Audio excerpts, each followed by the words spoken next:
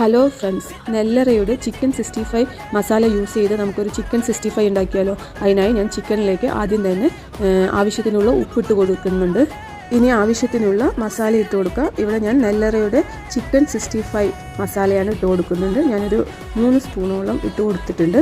ഇനി നമുക്കിത് നന്നായി ഒന്ന് മിക്സ് ചെയ്യുന്നതിന് മുന്നായിട്ട് കുറച്ച് നാരങ്ങാ നീരും കൂടി പിഴിഞ്ഞ് കൊടുക്കാം.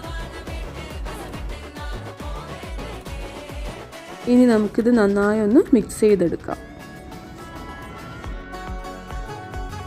എല്ലാം മിക്സ് ചെയ്ത ശേഷം നമ്മൾ 1 മണിക്കൂറോളം റെസ്റ്റ് ചെയ്യാൻ വെച്ചിരുന്നു. ഇനി നമുക്കിത് പൊരിച്ചെടുക്കാം.